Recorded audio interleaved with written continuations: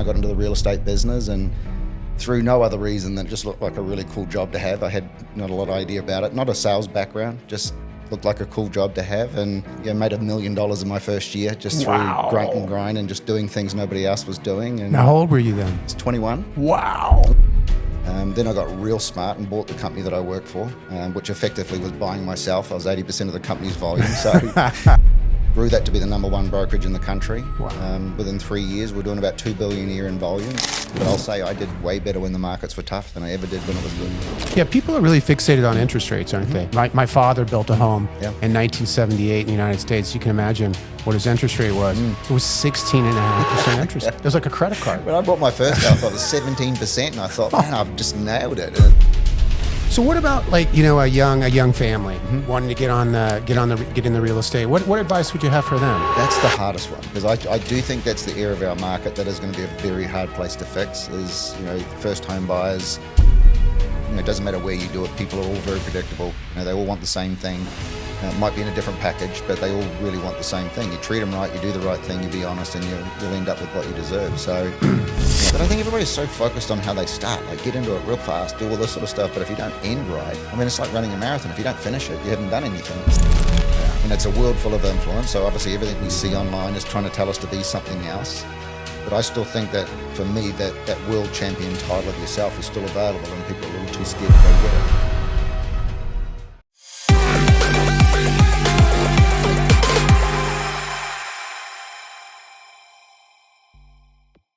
Welcome to Bending Over Backwards with James Adkins. I'm your host, Dr. James Adkins, where each week we take a deep dive into what it takes to break through barriers and change the game, whether that's in business, medicine, or life. And today I am sitting with Aaron Hodson, who's a business consultant. He coaches real estate professionals, mortgage professionals, and he's from Australia. He's kind enough to meet with us today. You're kind of a big deal there. I was reading about you, so welcome. So born in New Zealand, lived most of my life, my adult life, in Australia. So my accent's a little bit of a mixture. So I was actually lived in New Zealand until I was about 18, and then jumped on the plane and never came home. So yeah. I know all about the mixed accents. My mother-in-law is from Australia. She grew up in Perth, and my wife's her mother's from Australia, father's from England. She grew up in the south of France, so she has an accent that people can't trace whether it's Australian or English. So I've lived in 10 different countries, so there's a little mixture of everything going through mine, unfortunately. But my real estate company that I owned was actually in Perth, so I know Perth very well. It's like the sister city to Phoenix, the screaming heat in the summer. For sure. Very very warm. So take us back on your journey. You're where you started. How did you get to where you are? You've come a long way. A lot of it by accident. I grew up in a very small town in New Zealand. Always wanted to be a professional rugby player, but it wasn't really a professional sport when I was a kid. I'm getting a little bit older now. Very passionate about sport through school. I was going to be in the sports world, and then when I got to school, I realized I wasn't big enough or good enough to be a professional athlete. So, started, thinking a little bit more along the business line. So I started my first company when I was 17, and it was an absolute colossal failure. Didn't work really well. I was very good at what I did, but wasn't quite sure about the business side of it. Once I sort of got into that, dabbled a little bit, I took off to Australia and started working in the outback, actually in the mines. And I was a coated welder by trade, and so that was my goal, that I could actually do this for a couple of years, make enough money to go start something new. And when I was 21, I got into the real estate business, and through no other reason than it just looked like a really cool job to have. I had not a lot of idea about it, not a sales background, just looked like a cool job to have. And made $1 million in my first year just through grunt and grind and just doing things nobody else was doing. And now, how old were you then? I was 21. Wow. Looked like I was 12 years old. How did you stay out of trouble with $1 million at 21? Well, I was spending it as quick as I was making it, because I was still 21. But within 3 years, I was the #1 agent in the country, and absolutely miserable. I hated every minute of it. Wanted to find a new job, and decided that the issue with my business wasn't what I was doing, it was how I was doing it. And so I actually made the decision I was going to quit, go do something different. But when I sat down and had a look at my business, I thought there's actually nothing wrong with it. It's just the 90 hours a week. There's just basically no control over my life. So I actually made a decision that I'm going to rebuild it, see if I could work 40 hours a week and see how that worked out. And within a year, I was doing 60 deals a month, 700 odd transactions a year. Did that for over a decade. Then I got real smart and bought the company that I work for, which effectively was buying myself. I was 80% of the company's volume. So I had one of those moments where I was sitting there, this is brilliant. And I got home that night and thought, you're an idiot. Why did you do that? But my goal has always been entrepreneurial. It wasn't so much about the sales side of things. It was more I could see a vehicle to give me the revenue I needed to venture into different things. So sold out of that. I bought the business, grew that to be the number one brokerage in the country. Wow. Within 3 years, we're doing about $2 billion a year in volume. Market was flying. I had an opportunity to sell it. And I thought to myself, well, there's no better time than now. So sold the business, and then I was going to go do something else. I had no idea what I was going to do. I was going to early retirement. First time I tried it. Then I got approached by one of the owners of Harcourts International about, it was kind of like a little bit of a joke. Would you like to take this thing global? And sat there and thought about it. And I thought, hell yeah, this sounds like a great idea. No idea what I was doing. And so within 3 weeks, I was CEO, Harcourts International CEO, and on my way to China. Wow. And landed in China and spent a year there, opened 160 offices. And then I went from there to India and Brazil, Dubai, South Africa, and a lot of other wonderful countries. And lots of stamps in your passport. I've been through a couple. Then came to the US, bought a real estate company here in 2010, came to the US then just to set it up, hire some staff, CEOs, corporate people, and decided I loved the place and thought this would be my next move, and gave it three and a half years, and opened 50 odd offices, recruited about 3,000 agents. And once again, I was at that turning point as I need to do something different.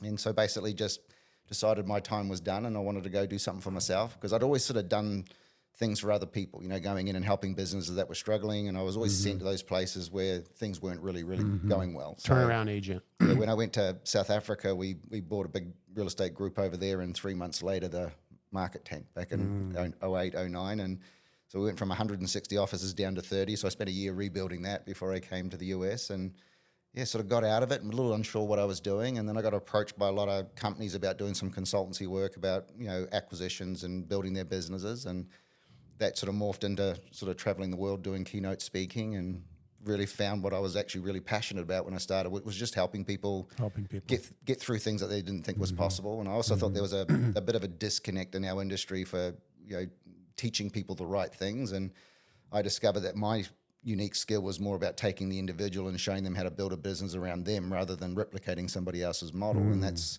been the last 12, 15 years of traveling the world doing that. And we work with people from a whole myriad of different industries. So car companies, marketing companies, all sorts of people. Business consulting for all across the board. Yeah, because I think for me, if you're dealing with people, it's pretty predictable what you're doing. The products are relevant. How you deal with people, how you engage with people is what the real big turning point is. And I think that's what changed it for me in the sales business. I realized I wasn't selling property. I was actually I was a therapist. I was managing emotional roller coasters for people going through transactions. So spent a lot of years studying human psychology and things around that, and that just transformed everything. And gave me a completely different look on life and how I was doing things. So wow. Yeah. So now, do you live here in the States now? Or Yep, I live in California. Oh, you do? Okay. Been there 15 years.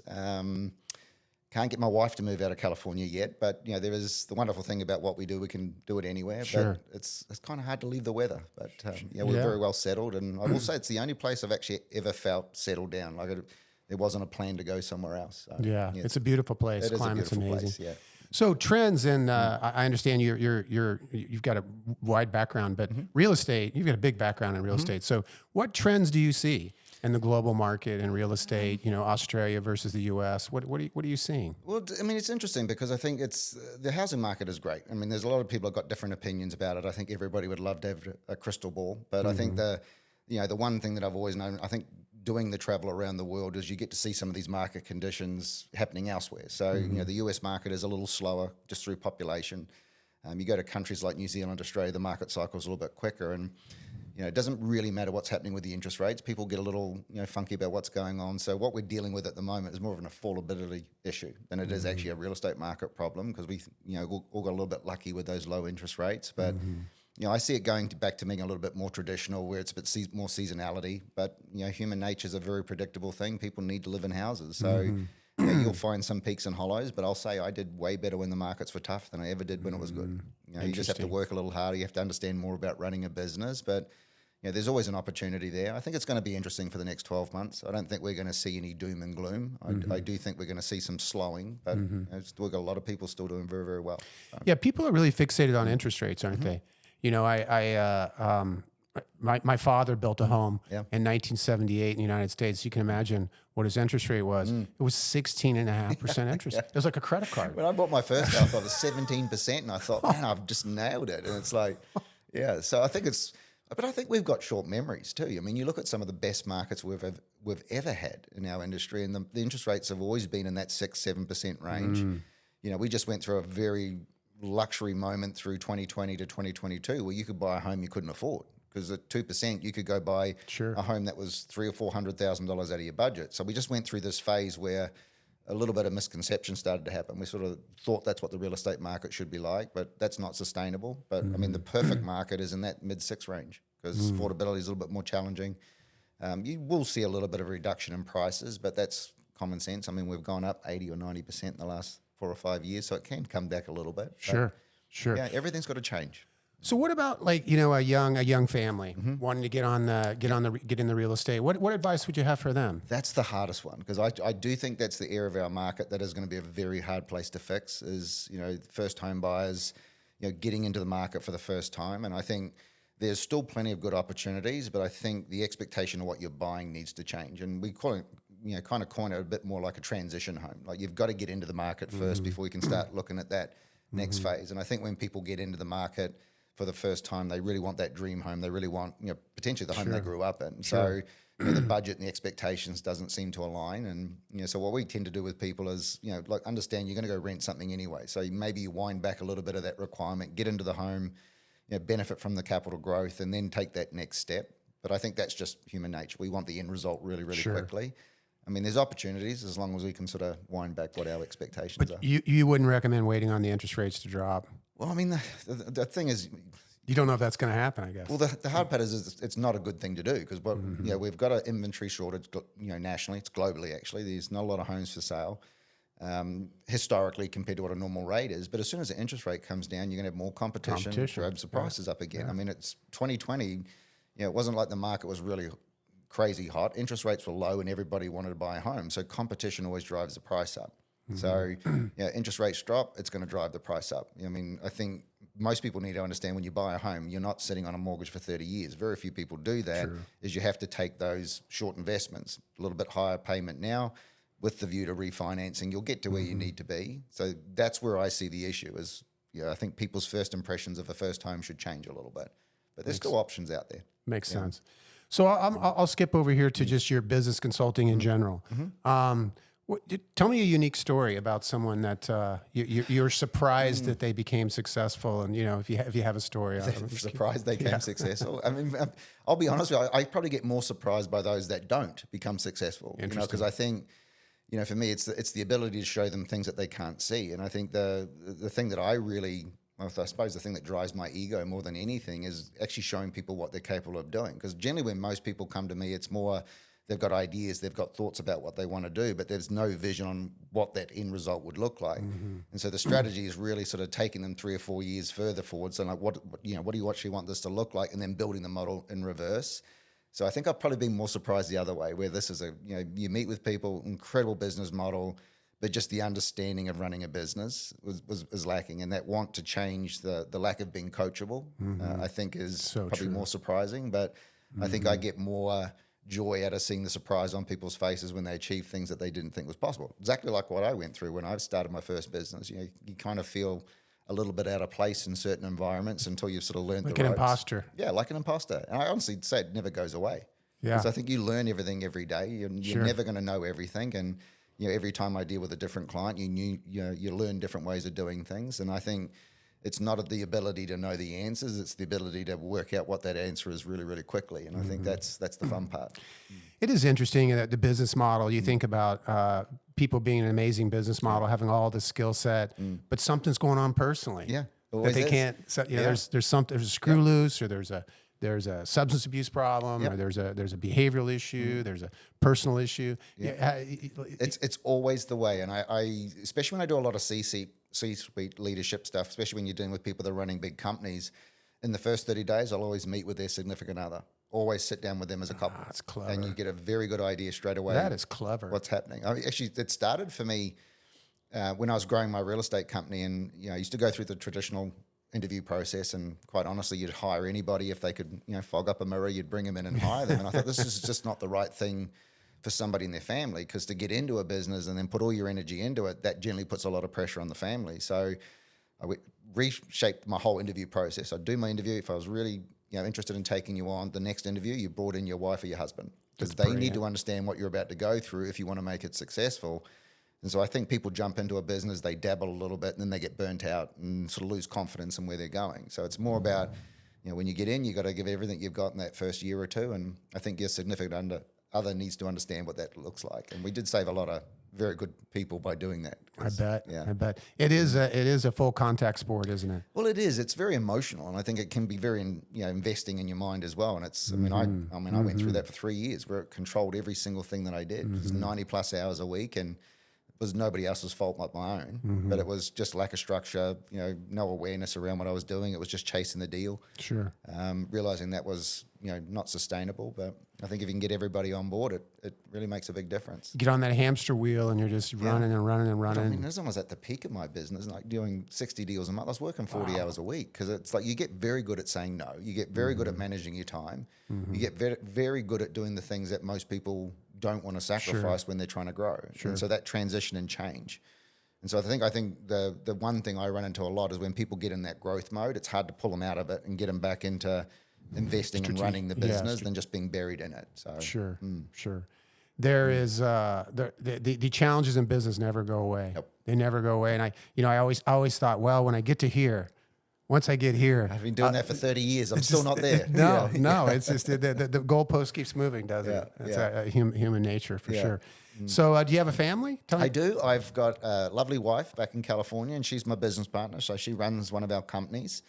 I've got 2 grown daughters, 29, and I've got a 22-year-old, and I've got 3 grandkids. Okay. A 6-year-old and a set of twins. So entrepreneurs, business people, children? Not at all. No. I think I was the black sheep in my family. Everybody sort of lives in a very close-knit community. Nice. Back in New Zealand, my youngest daughter's living in Australia at the moment, being a 22-year-old. So you can imagine what she's up to. And my oldest just always wanted to be a mum. And she's turned that into a sport. She's doing very, very well at it. Yeah. Interesting. Yeah. Wow. So, that's cool.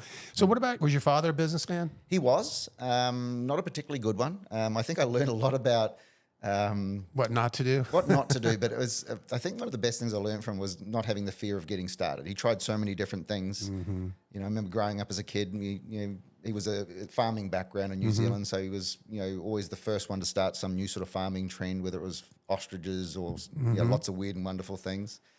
So I think I learned a lot of that fearlessness from him, of just get in there. He wasn't afraid of making a mistake. Oh, no, he wasn't afraid of making it. So, so very entrepreneurial on his side. Yeah. Yeah. So who's your mentor? I've had a lot. I've had a lot of people that have served really good purposes in my life, and I think everybody provides a different value. I've got people that will help me with mindset, just, people that I can talk to about processing different ideas that are going on, help me sort of put those in play. I've got people that can sort of test and challenge me. I like people that will sort of always put up challenges to everything, so I can, really be sure on what I'm doing. So I've had lots of different people through my life. So that's good, because you don't want a team around you that just says yes. Absolutely not. I still swear that the best accountability partner you can ever have is someone that hates you. Interesting. Because they want to see you fail, and you want to make sure that you do everything you can to. Interesting concept. Yeah. But I think if I look back on my life, my biggest influence was absolutely my grandfather. He was a military guy, pilot in the Navy, coolest man on the, suit and a tie every day. Everybody loved him. He was one, I think, that really showed me about how treating people can make a difference. Yeah, he was when he got out of the military, he was a high school principal. Everybody absolutely loved him, but he was very conscious about how he made people feel, and so I learned a lot from him. Yeah. It is amazing the energy that transfers between human beings, isn't it? Oh yeah. And just the you can be in a room and someone walks in with, especially women. I think women are really good at this. Some person could walk in the room and they can go. They don't have to talk to him. Don't have to hear him say a word. And that guy is a creep or something's wrong with him. They can feel that. You can feel the energy, can't you? Yep. And I guess that's what goes on in the sales process, in the capacity to do business with people. There's a transfer of absolutely energy. is. I mean, we do business with people we like. It's never about the skill or the quality. We assume when we meet someone they're good at what they do. You make your decision based on the person. And I think, gone are those sales day now where if you're good at selling something, you've got a great product. People still won't buy it if they don't invest in who you are. And I think that's one of the biggest changes. I think that's one of my luxuries of growing up in smaller countries is you just can't go through people. You've actually got to make Reputation an impact. gets to you quicker. It's you very quicker. Yeah, a lot quicker. Yeah, and it can haunt you for a long time. So it kind of forces you to be a little bit more concerned about the ones you're working with. It's not moving on to the next. Not this instant gratification. So make a big difference. Yeah, I think I'm in medicine, spine and pain medicine, and I think that's sometimes a problem, a challenge with physicians. Yes. Is that the time crunch is, as you can imagine, the reimbursement, the bureaucracy, everything, you know all that stuff. Yep. But I think physicians sometimes become entitled a bit, and because there's always going to be another patient. Yeah. But I also think in thinking about the other person's situation, especially being in the medical field, I mean, their nervousness is about what they're about to go through. That's so right. It's like it's never really against the doctor. We're sort of hoping that you're really good at what you do, but it's the nervousness of going into a procedure. It's not about. That's what I say all the time. It's not about you, man. And even it's when we not talk about selling real estate, it's nowhere near like going in for surgery. But most people make it seem like it is. They've got a home they're trying to sell. They've raised their kids. They've got memories, and then you've got these people just looking for a transaction. Like it's really investing in people and understanding, like helping them manage that journey. And we actually do some work with some medical spas and things like that in Orange County, and customer service was just non-existent. It's like, well, you're here, let's do it. They're nervous. Exactly. You've got these tense patients who won't relax, and it's not because of anything other. You're just not showing them a good experience. Yeah. Not connecting with them, not taking the time to connect with them. And what is everyone's worst day? Having to go to the doctor. Yeah. No one wants to go to the doctor. Yeah. It's a negative experience oftentimes. Yeah. Well, it's one of those things you're always going to expect the worst. Unless you've got a really positive mindset. It's something you're always hoping nothing bad's going to happen. And as you get a little older, that gets worse and worse. So Exactly. Yeah. That's fantastic. Yeah. What's next? What's the next project for you? Are you just going to stay on the speaking circuit, or are you? Yeah, I mean, for me, it's good for choices now. I still love the business consulting. For me, it's kind of like a bit of a sport, like getting involved in other people's businesses and helping them sort of shape new things. So, quite honestly, I don't think that's ever going to go away. For about 18 months, I stopped traveling with the speaking. It just got a little bit too much. I was on a plane 3-4 days a week. Was starting to believe that I really loved it and realized that I spent a lot of time in the airport. So I took 18 months off and really missed it. And so this year we're starting to do a lot more traveling around the world doing some speaking. I'm curious on how you felt when you weren't working. When I was 40, I took off several months, maybe 3 or 4, and I wasn't good. I was very confused. Yeah. I was so... For me, I remember the day I sold my company and sold it and all closed on a Friday, all done and dusted, and got up on the Monday morning, put my suit on and drove to the office. And I forgot I didn't own it anymore. It was sort of like I had to turn around and go back home. But it was just that repetitive habit. And I realized that for me, I've got to be doing something. Like there's always got to be something, sort of sparking some interest in the mind. Otherwise I was going to struggle. So, and then the opportunity to go to China, and it just seemed like, why not? How did you like living? We spoke a little bit off the speaker or off camera here, and I spent some time in China, just visiting with my family a few times, and it wasn't my favorite place. I like Hong Kong, but I spent a lot of time in Hong Kong as well. I mean, China for me, hey, everybody to their own, but I think for me, that was my sort of real first international business experience, and I think for me it was a real struggle to get used to the culture. And obviously we were dealing with people that were a lot higher up the business level. So, one of our business partners was second or third wealthiest man in China, so you really couldn't talk to him. You had to talk through a whole lot of interpreters. So there was always a bit of a lack of communication. One of my first ever big keynotes was in China with a translation headset on, and oh my goodness, How hard was that? I'd say 2 minutes of something, and then they'd say 3 words in return. So I thought, well, clearly they're not going to get the message. So. But I think, and for me, there's a little bit of secrecy. Like they're very proud, big country, do what they do. So there's a lot of things that were a little bit secret, and it was very hard to break in. But, after about 4 or 5 months, I sort of thought this is not going to be the right thing. So I decided, hey, look, we're done. We're not going to do this deal. We're going to get out. And As soon as we started putting the pressure on, things changed really, really quickly. And then, started to build a different relationship with the owner, and all of a sudden things, we opened 160 offices in 4 or 5 months. And then I went to the complete other extreme from there to India, which was, I thought it was a place I wasn't going to enjoy, and I absolutely loved it. I had one of the best times of my life, best hospitality, great hotels, everything's right there for you to see, but there's just no certainty. There's a cultural difference between Indians and Chinese. Oh, yes, very much so. Yeah. I just think of my personal family friends that are, there's, such a difference. Yeah. But no, I loved it. I mean, but I think those things for me, when I look back, were just better experiences on understanding business. Also understanding that, it doesn't matter where you do it. People are all very predictable. They all want the same thing. Might be in a different package, but they all really want the same thing. You treat them right, you do the right thing, you be honest, and you'll end up with what you deserve. So, so I think I learned a lot of very, very good lessons. I always say I got a 20-year university degree in about 6 months in China, because it taught you very quickly. You had to think fast on your feet. So interesting. Yeah. So what do you do to stay in shape? You're pretty fit. I mean, how do you manage your stress? How do you manage very carefully. I was one of those people that was quite lucky that, through most of my life, I was, haven't been to the doctor very often, never really had too many medical issues.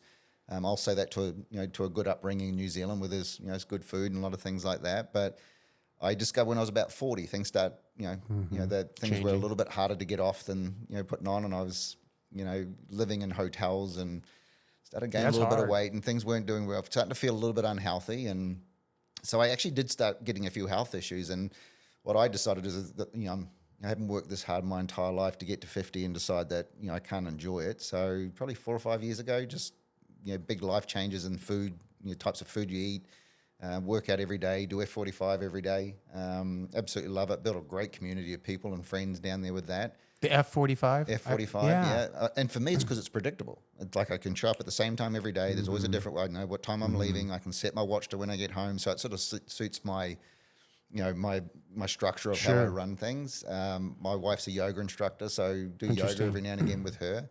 But honestly, it's more what you put in your brain. I find, not a lot of social media time, because I think, for me, it's very structured around it. Spend a little bit more time reading than, watching movies and doing things like that. So, and I actually found that these were some of the hardest things to do. Because exercise is one thing, but it's getting the motivation to do it was so true. Yeah, there was always something more important. I've noticed highly successful people that I've interviewed, and people I know, and they're pretty structured with their lives. You have to be disciplined more than anything. Like you've got to, like for me, without fail, 6 o'clock every morning, I'm out of bed. Doesn't matter what day of the week it is, and it's not because I force myself. It's just a habit now. Like I can no alarm, no nothing. It's still 6 o'clock. You get up. Making sure that I'm doing something for me first thing in the morning. I remember when I was, super active in my sales business. I mean, if the phone beeped at 6 o'clock in the morning, that was my day. I was into it. And so I don't even turn my phone on till 8 o'clock now, because there's nothing in there that's important that's going to get me off. So you go 2 hours in the morning without turning it on. That's do you look at social? Nothing. Nope. Don't read the news, social media. Because that's a great habit. It's a weakness, because if I do it, I'm going to go down it. I'm going to start going into down the rabbit hole. You just remove the temptation. When I started doing it though, like I thought I'll just turn the phone off, and then I'd put it beside the bed. Then I'd wake up in the middle of the night, turn it back on to make sure that it's still working. Then I'd put it down in the kitchen, and I'd get up and go down and check it. So it takes a little bit of time to create the habit, but I think you need to learn more that nothing actually changes in that 2 hours.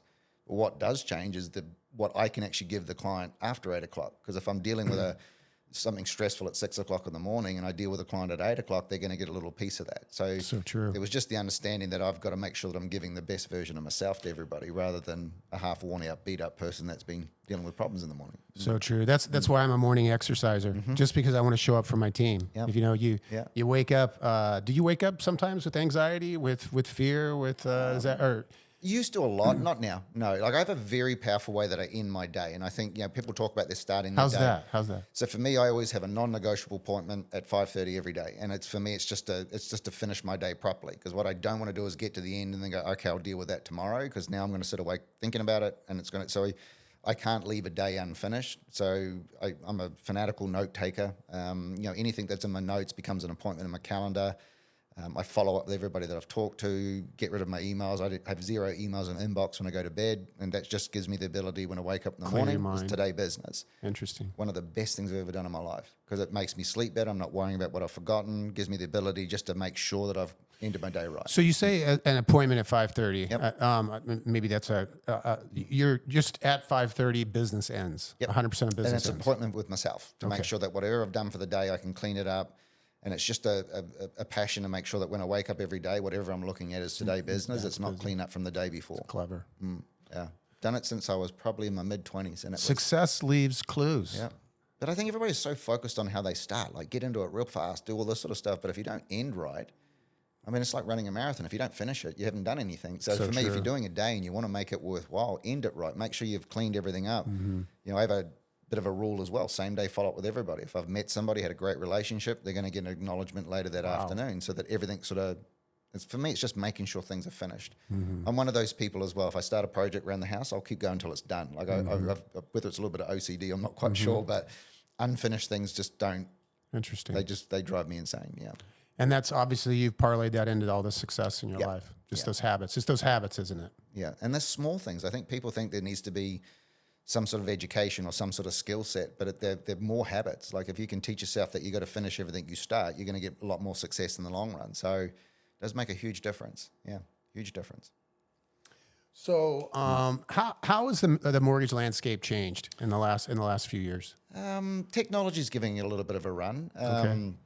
We do a lot of work with mortgage brokers, and I think something we've seen over the last 4 or 5 years is a lot of big acquisitions. I think the bigger guys in the mortgage space are going to get a lot bigger. We've seen a lot of acquisitions over the last couple of months. I think some of the smaller retail ones are probably going to struggle a little bit, just because the mortgage business is just mass money, and whoever can get the cheapest deals is going to win. But it still doesn't take away the customer service part of it. So I think those that are focusing on treating their clients right, not just about rates, are going to do okay. But I think you will see a significant compression.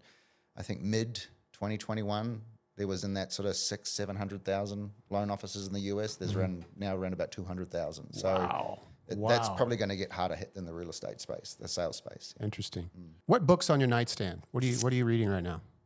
Ooh, I have a book that I use regularly. I haven't shared it with you yet. I'm going to, and it's not one of these sit down and read it forever type books. Okay. It's called 212 Degrees. Interesting. It literally will take 20 minutes to read it, and it's one of the 212 degrees, and the whole theory behind it. It's 212 degrees is the boiling point of water. Now, if you actually just read the first page, it's probably all you need to read. And on the first page, it says, like, at 211 degrees, water's pretty useless. You can make a great cup of coffee with it, but that's about it. But one more degree of difference, you can power a locomotive. And it's always about what that extra degree of effort will produce. One more. Very short book, but I go back, that's my go-to. I read a lot of books about human nature, things like that. The attachment theory is another really, really good one. But I actually got some advice when I was probably in my mid-30s, and everything was about business. Every book I read was about business. And one of my mentors said to me, stop doing that. Because everything you do is consuming your brain with what you do. You don't get the ability to check out. So books that I read now are completely about nothing to do with business. They're more stories. I like biographies about people, people that have overcome certain challenges. And I think they just give you a bit more of a perspective. Sure. Yeah. So if what would be one thing that people who know you would be surprised to find out about you? I don't know, because I'm a bit of an open book with people that know me. I think authentic and being very genuine. I'm a very private person. I'm absolute best friends with my wife. So sitting at home with her on a weekend is still really a lot of fun for me. So I think that's super important. And how long have you been married? 10 years. That's cool. Yeah. Been together 10 years, married 4 years, I should say. So, but yeah, no, I'm a bit of an open book. I'm very claustrophobic. That's one thing that most people don't know about me. So MRI would be a problem for you? Absolutely. Flying on a plane is still a challenge. I've got to sit by the window. That seems to keep it, and it's quite interesting given the amount of years that I've flown. So, and I've also been in some pretty traumatic some flights where I didn't think I was going to make it. So, Did you have some trauma, you think, as a child that made you claustrophobic? So when I was mentioning earlier, when I first went to Australia, I worked in the mine sites, and it's quite a common thing for not a place for guys claustrophobic. No, well, I didn't realize I was at that point, but it's quite a common thing for young people in New Zealand, Australia to go work in the mines because it's great money. It's a miserable life. Like you work 6 or 7 weeks on, you get 1 week off. But you always get the trainee pilot. So you have these little tiny planes. They fly out in the middle of the desert. There's nothing out there. And we had a couple of situations where it didn't go so well. And I think after that, it could maybe very conscious Traumatized of you a it. But I know how to deal with it now. I'm pretty good with it. But I love the humble beginning. Yeah. You know, starting out in mine to global broker in the real estate world. I mean, and a coach. That's a pretty precipitous climb. That's pretty cool. Yeah, I think my luxury was I didn't know what I wanted to do. And I was brave enough to try anything. I tried lots of different things. I was very good at art. I thought I was going to be some sign writer and do all this sort of stuff. Did that for 2 days. Realized there's no way I'll be doing this for a career. And then just found something that I really loved. But I actually found no matter what I was doing, it was the business component of it that I enjoyed. And, I just saw the opportunity to go to Australia and work in the mines as I can get 5 years ahead of myself with the amount of money that I could make. And I set my goal of when I was going to get out of it and did that. And got straight into, I didn't think I was going to go into real estate. But, I just felt like this was going to be a really cool job. And So I've got an interesting thing. This is kind of for my mother-in-law a little bit. How would you contrast the living in Australia versus the States? Just can you give me? And we're cousins, right? I mean, there's a lot. Everyone loves the Australians. You're friendly and happy, and New Zealanders are. You guys are even probably closer. Yeah. But how would you contrast that? I mean, I love living in the States because of the opportunities. I think Business the opportunities. business opportunities are great. I think, yes, there's a lot of people. I think it's the only thing that I find is a little bit different. There's such a big divide. Like, I think everybody's a little bit more on the same page on everywhere else. I think but there's a little bit more of a survival. I mean, it's easy to say that when you've got a country that's got 20 million people versus one that's got 360, because everybody's trying to get what they're doing. But I think the culture, the attitude's a little bit more laid back. It's a little bit less intense, but in Australia, and even more so in New Zealand. I mean, really? New Zealand's very laid back. Everybody's very entrepreneurial. Yeah. There's a lot of help if you want to go start a business. When you leave high school, and I don't know if they still do this, but when you leave high school in New Zealand, you can get subsidized for 2 years to go travel, and it's called your overseas experience, and it just teaches you how to be an adult.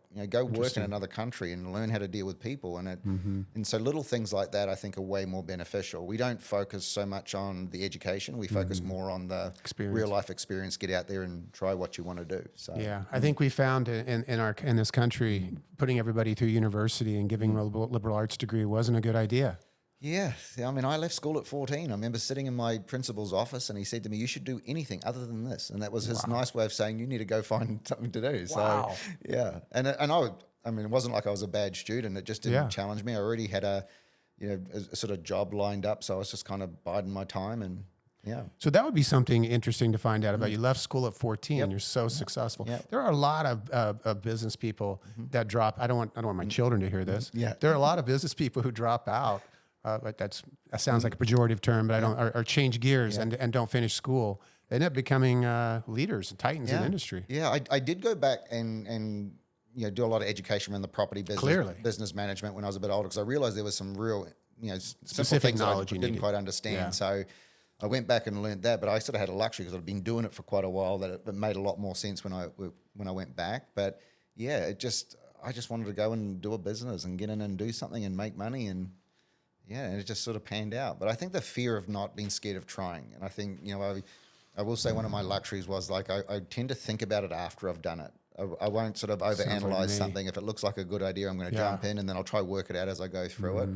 I understand so that. a lot of my regret generally came after something, not before it. Yes, yes, expensive mistakes, but but experience is she's not always so kind, but it's a great teacher, right? Yeah, experiential knowledge. I mean, when I had my first business, I was, I got a great contract with a big insurance company. We were repairing all their vehicles, it was wonderful. And then they just wouldn't pay. And I remember sitting and I knew the guy, and I was sitting in his office and said, "Look, you got to pay me. I'm not going to stay in business." And he goes, "That's exactly what we're going to do. We're just going to wait for you to shut up shop, and then we'll pay you 20 cents on the dollar and we'll find somebody else." And that was one of the biggest wake up calls in business, going, you really can't trust people. Like, you've got to have a provision for everything. So, that happened to me at 17, 18 years old. If that happens to you at 45, it can be quite life-changing. Tougher to recover from. Yeah, I'm just lucky I learned my lessons when I was young enough and probably stupid enough to not have them impact the end result. Sure. Didn't know what you didn't know. Yeah, exactly right. It wasn't painful because I didn't realize what it was doing. So yeah. I guess I really wanted to talk a little bit about your give us a couple practical experiences you've had where you've coached, you've re-scripted someone and turned them into a millionaire. I'm curious. I'm sure our listeners would love to hear about that. You got any specific ones? Any unique? I can give you a couple of key triggers. And I think Okay. the very first one for me is when you meet someone that's got complete ownership of everything they do. When you meet someone, there's always a blame game. Like there's, I didn't do well because of this happened in the market. I didn't do well because of this. When I meet with somebody and they go, look, I screwed this up, this didn't work, and I didn't do this right. When you meet somebody that's got complete ownership of what they're doing, for me, that is the biggest gold mine you'll ever have. And I think because that way there's ownership, they want to change, they want to improve. True. Yeah. Understanding strengths and weaknesses as well is a big one. When someone says, look, I'm not really, really good at this. Actually, I'll give you a better explanation. If I had one wish for my industry, is that people would come to me when their businesses were flying, not when they were, because that way they're thinking more about improvement and growth. But the majority of people we deal with come when they're Crisis. they're a little bit struggling, something needs to change. So they're in a bit more of that survival mode.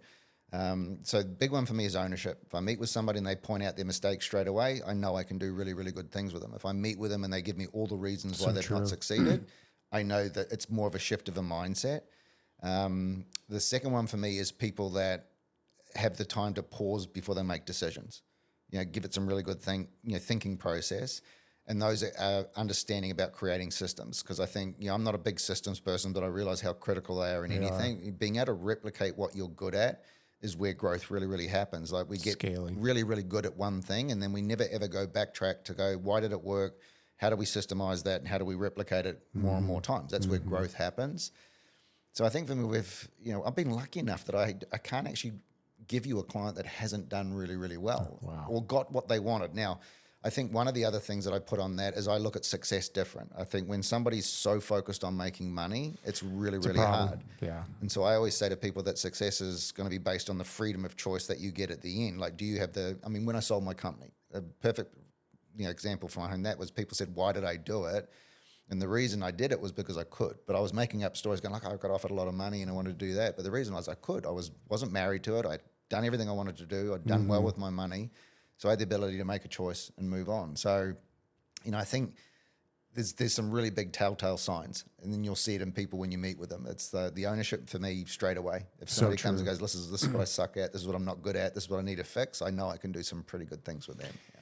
That's so interesting. Even that, there's a corollary in medicine too, right? When we deal with a lot of patients who've had trauma, spine and pain, and oftentimes people have been injured by no fault of their own. Yeah. And as soon as there is this traumatic experience and the patient is fixated on the person who hurt him or the car who crashed into him, you can do whatever you want. Do perfect surgery, injections, do great manual medicine, do all that stuff. They won't heal. Yeah. They won't heal. Yeah. It's so true. They and versus a person who minimizes it. Yeah. Who's just like, nah, we'll get past this. It's hurting a little bit, or whatever. People's pain thresholds are different, but ownership is really an important part. Yeah, well, it's ownership of your health, ownership of the things like for me, there was always another time to do it, and I realized that when I started looking at everything, it was the stress. It wasn't to do with the health. It was the stress I was putting myself under all the time. That constant, worry and panic about everything that was going on. I realized it's killing me. Yeah. And I remember driving, this is going back a few years ago now, and it's a memory that I'll never forget. And I was driving to San Diego, and those vans that are all sort of hand painted, they're like vans you can rent and go camp out in the desert. Okay. And it had this sign on the back of it, and I sat behind it for about 20 minutes, and the sign on the back said, I'm so good at worrying that 99% of the things I worry about never happen. And I remember I sat there and I read it over and over again. I thought, there's clearly a message in this, because it is. It's like, you can worry about it or you can get off your butt and do something about it. But also with that in mind, the other thing that I'd sort of tie into that, the ones that I see that are really successful, are the ones that know when to walk away from something when it's not working.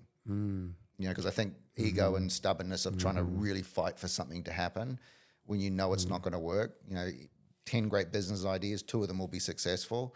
It's the ones that can get out of that first 8 the quickest are the ones that are going to succeed. Sure. So knowing when to go, look, wasn't my thing, it's not going to work. Not getting attached. Ego. Yeah. It is about. I have a lot of great ideas. It's about execution, isn't it? And we do a lot of work with startups, and always the thing is they've got a great concept of what they want to do, but there's no business behind it. And the concept's one thing, but is it scalable? Is it something that people can invest in? Is it something that people can buy? And I think that's why most startups, don't really get off the ground. It's not because it's not a great product. It's just it needs that next kick into a marketplace to actually be something. So true. So true. How would people get in contact with you if they wanted I know I looked you up on it. You're all over you're famous, but how would people get in Just contact? in my own house, yeah. I've got just in my own house, yeah. Just website, aaron@aaronhodson.com. Okay. Very, very simple. I do everything myself. I don't hire a big team of people. That's one of the commitments I made to my wife, is that I will never get somebody to try and teach somebody to do what I've done. Like I think it's Managing people. Oh. yeah, but I always think it comes from that thing. Like I struggle to, take advice from somebody who hasn't gone through the same pain, because it's not the So true. methodical way of doing it. It's more like, if somebody's really struggling in business, you've got to understand what they're going through to actually help them get it out of it. So for me, it was just it's a business model that I won't change. So. And I imagine in your space, you run into a lot of people that are they're experts, but they've never built anything. They've never ran a company. Yeah. They've never had a sales team. They've never sweated a payroll. Yep. Yeah. Never worried about where the next check was coming from. Yeah. But I mean, I think there's a place for all of that. I mean, I think there's a real cultural thing with that as well. Sometimes that's a bit more of a community driven thing, events and things like you go to. It's not my thing. I sort of pride the honesty and authenticity in it, and it's one of those things. It's just a personal rule for me. If I wanted to learn how to play golf, I'm not going to go learn from someone who's never swung a golf club. Same sort of thing. So True. When I herniated the disc in my low back, I was in my early 30s, and I can remember all the patients I'd seen, and I'd examined, and I would be examining them and just thinking, gosh, she's got such a low threshold for pain, or he's got, gosh, is it that bad? Yeah, it is that bad. And once I had it, and I had my herniated disc, and I couldn't get my therapist, and couldn't touch my leg because it was so on fire. Yeah. You become pretty empathetic, but it made me a better doctor, because from that point forward, it was so much easier for me to relate, because you, like you said, if somebody's experienced it, it just you can't have the empathy for somebody unless you actually know what they're feeling, because it's very hard to make there's a statement that I love, is that when people are under pressure or anxiety or things are really, really tough, that's something that shuts down logical thinking. And Sure it really does. amplifies irrational emotions. And I think that's the thing we've got to understand, is that when people are like that, they're not doing it consciously. It's a subconscious emotion of fear. And I think if you can understand what that is and get people out of that realm and clearly focused on a solution, then it's quite easy to get the results. sales training as a therapist. You're a therapist too. My kids still tell people I am a therapist, so I would actually struggle to know if they actually know what I do for a job, but it's basically therapy.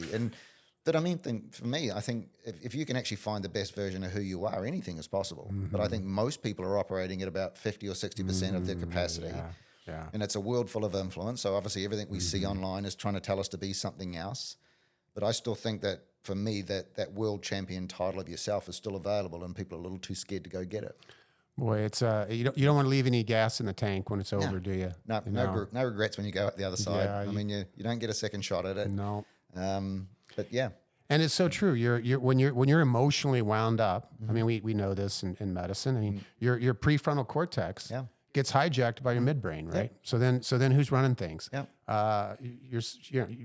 Who knows who's running things? You're running on emotion, and you're running on fear, and I've certainly fought that in my life at times. And we've been taught it too. I think that's the things that we learn growing up in life. Our subconscious emotional reactions to things are sometimes unpredictable. I mean, Very. It's why are some people terrified of skydiving, and some people absolutely love it. It's actually the same emotion they're going through.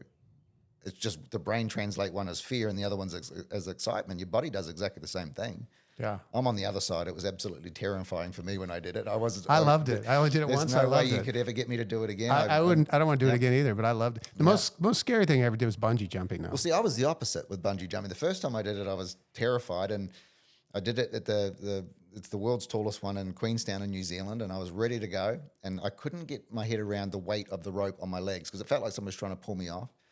And the guy behind me goes, "You're going to jump?" I went, "I'm going to jump." He goes, "I'll count to 3." He goes, 1, 2, and I'm still standing there. He goes, "Are you really going to jump?" I said, "I'm going to jump." And I went 1, 2, and he pushed me off. And all these thoughts in my head, when I get back up there, I'm going to throw him off. Kill him. I'm gonna strangle him. But for me, it just seemed like I loved the bungee jumping. I went back up and did it again, but the skydiving, never again. No way. It's so funny. But I had a tandem skydiver with me that thought he was a bit of a comedian, and your sense of humor goes out the window real quickly. Yeah. And just before I jumped out of Jump the out of the plane, he plane. tapped me on the shoulder and, he's scared. And I said, yeah, I could feel like I could crap my pants. And, his automatic response was, me too, it's my first time. And then jumped out. So, yeah. Oh, so, that's hilarious. yeah, I've still got the video, and that's about as far as I'll ever go with that again. So That's great. that's another one of those things about regretting something after you've done it. Yeah. Yeah. Well, Aaron, it's been a great pleasure having you my here. pleasure. I'm gonna come to one of your conferences. I think I'd love to learn from Wonderful, you too. yeah, It's yeah. fantastic. And you're speaking here today in Yeah, Phoenix. speaking here this afternoon in High Street, and just getting people to understand that our product's people, and we've got to start doing some things a little bit different. I think we went through this 2 or 3 years of COVID, and I think it taught us to be a little antisocial. And I think we've forgotten some very important lessons in life about human interaction, something we can't live without. So we got to get people doing some good things. So great, Aaron. Thank you. I hope today's episode helps you stand taller in your own shoes and think about people when you're interacting with people. The look on your face, your emotions, they matter. Thank you so much, Aaron. My pleasure. Thanks for having me.